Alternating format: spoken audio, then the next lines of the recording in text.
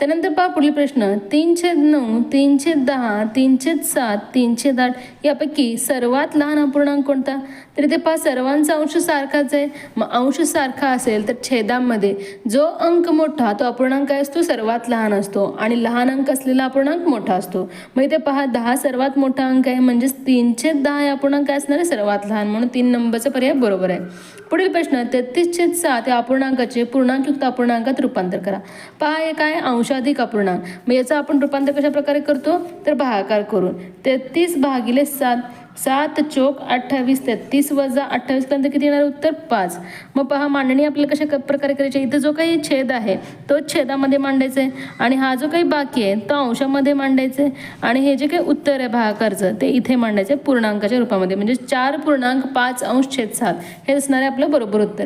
पहा कुठे दिलेलं आहे? 2 नंबरच्या पर्यायामध्ये. यालाच तुम्हाला टिक करायचं आहे.